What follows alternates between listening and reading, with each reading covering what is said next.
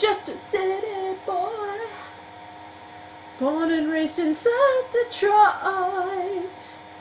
He took the midnight train going anywhere. Hi, I'm TheWire. Welcome to the Idiot's Lantern.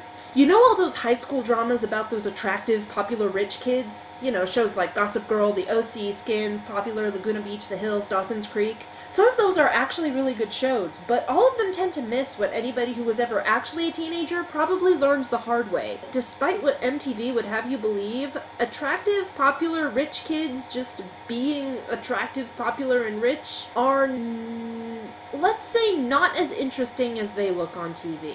Alright, they're boring. They live boring lives and they have boring problems. The only high schoolers who actually have lives worth following are the geeks, nerds, and social misfits who inhabit the advanced math classes, the high school plays, the S&T clubs, and Glee. Yeah, there is no escape. Even if you've never seen an episode, images of Glee's L logo are everywhere in pop culture nowadays. And like almost anything else with nerd appeal, Glee has inspired a devoted fan base that call themselves Gleeks and stand by ready to defend their show against all idiots who dare to attack it. I won't pretend that doesn't make me nervous, but idiot is right up there in my name, so here's my review of the first season of Glee. Our hero for today is Will Schuster, a high school Spanish teacher in small-town Ohio that was part of that very school's Glee club back when they were national champions. The club's gone downhill since then and is now run by this pervy, closeted gay teacher who is kicked out of school when Rachel Berry, Glee's female lead, hands him to the principal for getting too close to one of the students. I want to clear up that hateful rumor that I was the one who turned that closet case Sandy Ryerson in because he gave Hank Saunders the solo I deserved. He was touching Hank, caressing him. Do I smell a plot point? The principal is going to disband the club, but Will convinces him to give them one more year to become champions again. You want to captain the Titanic too? I think I can make it great again. There is no joy in these kids. They feel invisible. That's why every one of them has a MySpace page. To this end, he basically press gangs Finn Hudson, the golden-throated quarterback, I can't fight this feeling anymore, into joining Glee Club. I'm pretty sure that much pot is a felony. What's the other option, Mr. Shue? I got chills, they're multiplying. Which causes chaos in the high school social ranks. Hi, Finn. RuPaul. What are you doing talking to her? And fuels an entire season's worth of hijinks. The closeted former teacher becomes a drug dealer, Will becomes a teen idol, athletes become singers, losers become cheerleaders, cheerleaders become pregnant, some people almost become couples while other people become not couples, there are betrayals and friendships, and everybody sings about their feelings, all while the evil cheerleading coach tries to shut them down out of spite and evil and meaniness. And if you followed all that, congratulations. You officially know the plot. This is the part where I give you a rundown of all the main characters. Be warned, Glee has 15 regular cast members and even more guest stars, and I am about to gloss over them all. Still with me? Okay, here we go. I'll start with Kurt Hummel, the gay teenage countertenor with the He-Man father and the impeccable fashion sense. No, but every moment of your life is an opportunity for fashion. He's both one of the strongest and one of the most vulnerable characters on the show. If I don't do it, the guys on the team are gonna kick the crap out of me. Well, we can't have that, can we? What are you doing? It's called taking one for the team.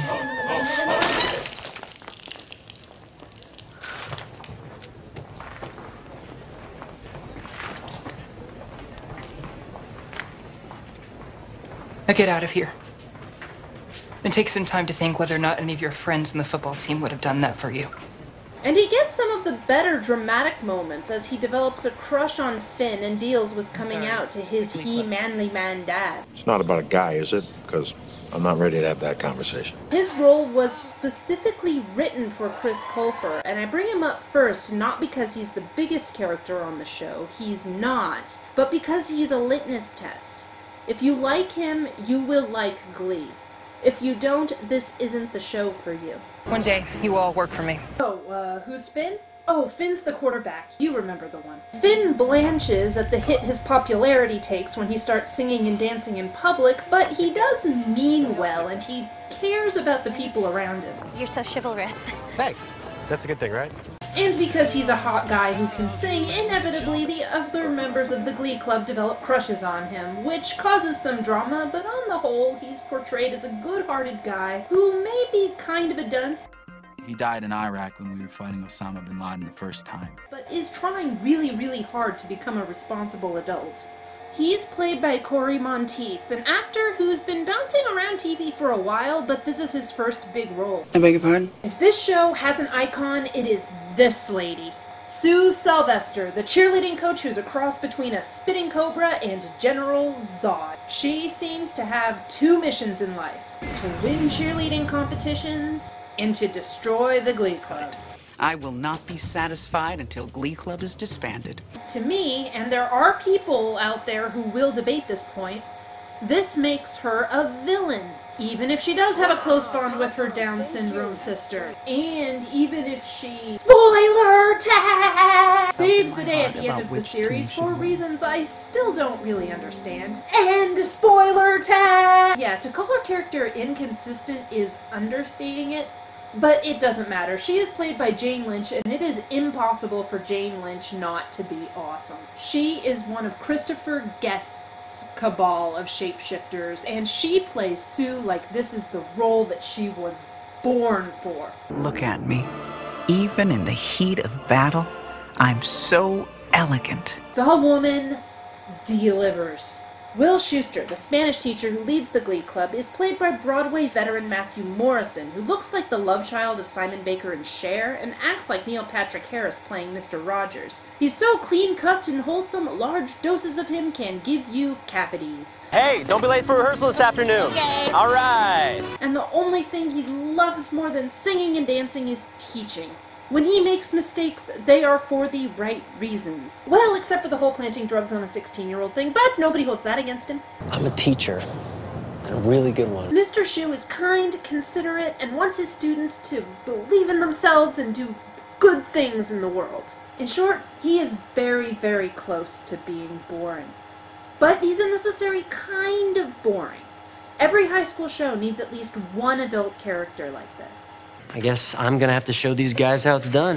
And I gotta say, Matthew Morrison rocks the hell out of his song and dance numbers. I mean, even the weird little numbers that might be all the fellas trying to do what those ladies tell us. Get shot down because you're overzealous. Play hard to get females, get jealous. Okay, smarty, go to a party. Girls are scantily clad and showing body. A chick walks by and you wish you can sex her, but you're standing on the wall like you was Poindexter. Okay, I'm just imagining the dirty subtext here, right? The point that I've been trying to get to is that it's okay that Will is boring. He's not the drama.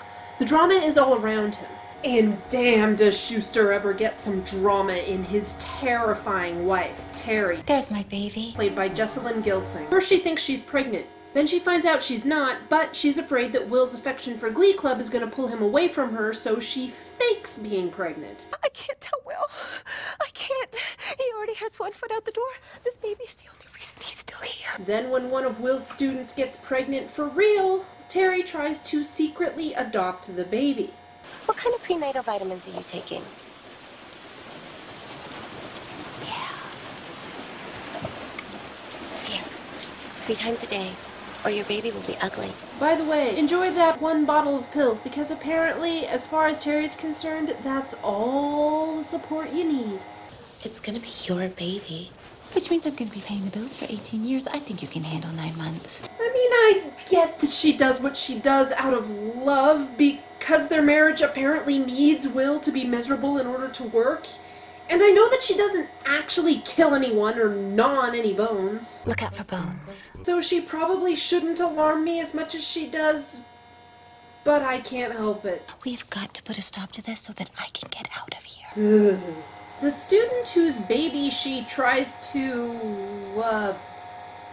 procure is a bit more interesting. Mean Girl cheerleader Quinn Fabray is the president of the Chastity Club. So, of course, the laws of cliché dictate that she is pregnant by episode 4. Her Glenn Beck-loving parents kick her out of the house by episode 10, and she is using her evil Mean Girl powers for good by the time the season is over. It's all very textbook, but Diana Agron actually manages to infuse Quinn, even at her most vulnerable, with a kind of super sharp liquefied steel. I guess after you've been terrorized by a couple of superheroes, teen pregnancy is totally something you can handle. It's a good thing, too, because Quinn's plotline is easily one of the more complicated in the show. See, she pretends that it's her boyfriend Finn who's the father of her baby, when the real father is actually Finn's best friend Puck. Puck, played by Christian alt-rocker Mart Salling, is the mohawked juvenile delinquent football player who runs a pool cleaning business so he can hunt cougars. Is that a nipple ring? Yeah. Kind of rock and roll. What you see is kind of what you get here, people. First time I gave a wedgie to a kid, I was 4 years old. Yeah, of course, like all these sorts of tough guys, he's got a soft side, and he wants Quinn to be his girlfriend or something like that. I think school's for suckers, but I got ambition. I will say his illegal antics are diabolically entertaining. Like when he puts pot in the bake sale cupcakes to give his classmates the munchies, or slashes the tires of a rival Glee Club. Also in Glee Club is former boy band member Kevin McHale, playing Artie Abrams. He's the guy in the wheelchair you see on all the posters. His plot thing is that he has a crush on Tina Cohen Chang, the Asian girl with the gothy clothing and the fake stutter, played by Jenna Ushkowitz, another Broadway pro who was in a King and I revival. They get the obligatory episode or two that focus on them, and their characters are well sketched out, I guess, but they just don't get very much to do. They're kind of there to be there and look colorful. Everyone knows that my job here is to look hot. Oh, and speaking of colorful background, that was Nea Riviera as Santana Lopez. She and Brittany Pierce, played by Heather Morris, are a pair of cheerleaders who join the Glee Club at the same time Quinn Fabray does, in order to be spies for Sue Sylvester's evil schemes. Santana is the bad girl. I need a younger, inferior man. And Brittany is the barely sentient vegetable. Did you know that dolphins are just gay sharks? Then there's Mercedes Jones, played by Amber Riley, the big black wannabe diva with the big frame and the even bigger voice. I'm Beyonce. I ain't no Kelly Rowland. Who mistakenly crushes on the gay guy. Just because he wears nice clothes doesn't mean he's on the down low. He wore a corset to second period today. And then joins the cheerleaders in an attempt to get more solo time, which ends about as well as you'd expect. I quit. In any other show, you'd think that she would be the best singer in the group, but no, that actual designation belongs to... Here I am! Rachel Berry, the female lead and unofficial leader of the Glee Club. Rachel obsesses over her art to the point where it makes her pretty unbearable as a person and as a friend. I know I can be a little abrasive, bossy, and conceited.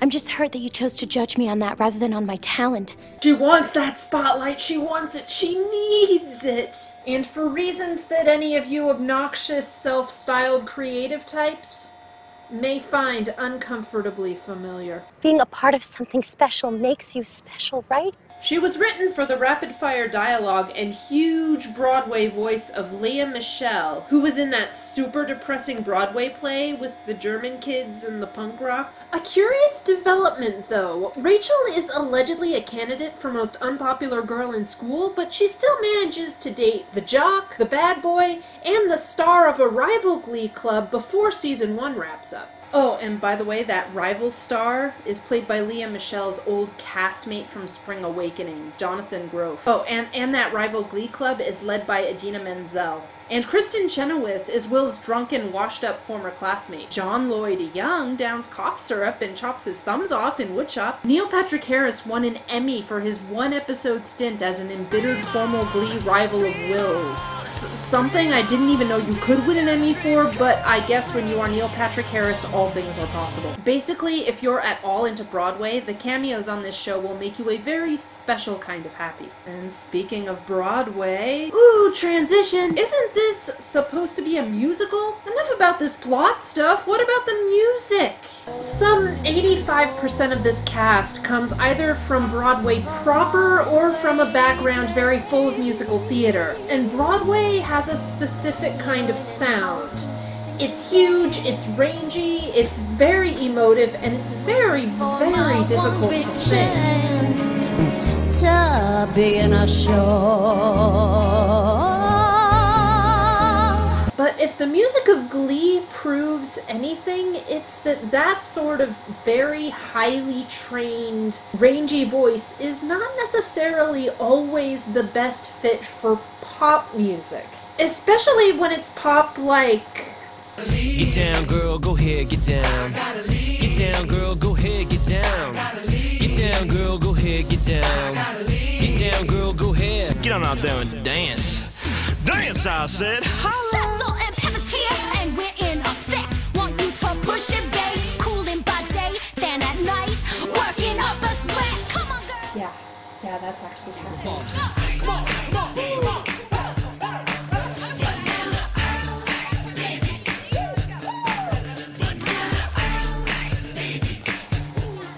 Oh god, the whiteness. Check it out. Ooh, that dress so scandalous, and you know another guy couldn't handle it. She's shaking that thing like who's the ish, with the look in your eyes so devilish. She likes to dance at the hip-hop spots, and she cruises the cruise like connect the dots. Not just urban, she likes the pop, cause she was living la vida loca. She had dumb stuff at trophy. Oh.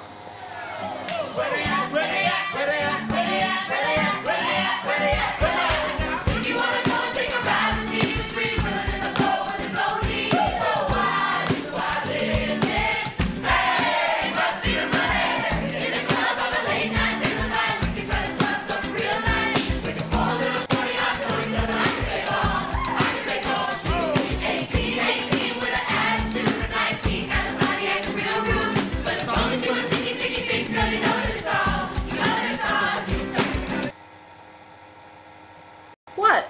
Hey, whiteness or no, that acoustic sing-along looked like fun. And I've noticed that the less elaborate the staging, the more I like any given Glee musical number. This is supposed to be about an underfunded high school glee club whose primary asset isn't glamour, it's passion. And it sort of undermines the scruffy underdog nature of their heroes when every production turns into a huge, massive three-ring circus. But this music doesn't just exist in a vacuum, this is a musical. The music's supposed to serve the story, so how does that go? There's a litmus test any musical has to pass, and that's the instant that people stop talking and start singing. It's always disorienting and difficult to do if you want the audience to keep taking you seriously. The key to making it work? Context! The song needs to fit the dramatic moment. And because this is a musical without the luxury, apparently, of original music, song selection makes or breaks this show. For the most part, the songs they choose mostly fit the situations. For example, this moment becomes this number, which is pretty good. Literally, she literally smashed the windows out his car. It works. Finn wants to date Rachel, who is instead dating somebody named Jesse. What does he sing? You know I wish that I had Jesse's girl. I wish that I had Jesse's girl. But for every one of those, there's a few more that'll make you just go, huh? Like this moment, which takes a lot of context to understand, so I'll try and be quick.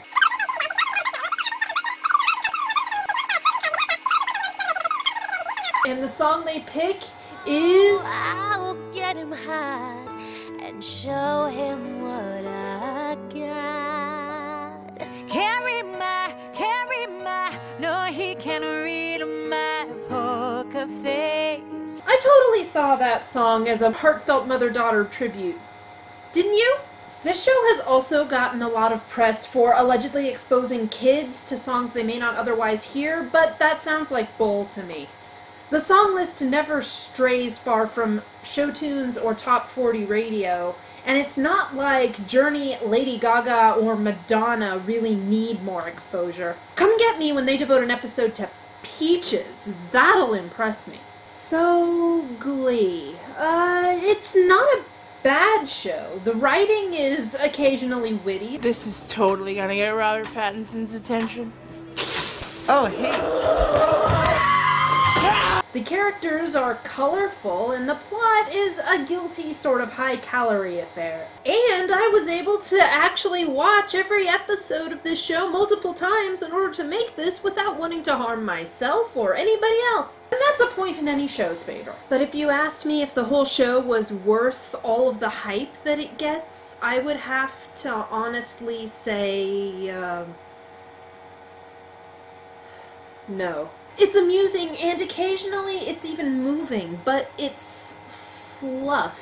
Entertainment and spectacle will keep the people amused for a while, but once the novelty of a musical television show that doesn't instantly and completely suck wears off, the show's lack of real substance is going to tell. Still, I'll probably watch the second season just for kicks. I mean, it'd be a stretch to say that I actually care about the characters, but I am curious, and for me, that's enough.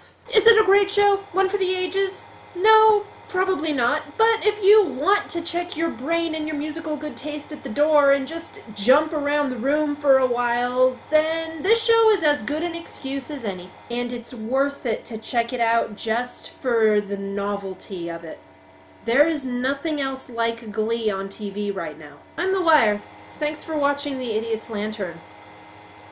I'll see you next time. There's no business like show business, like no business I know. Everything about it is appealing.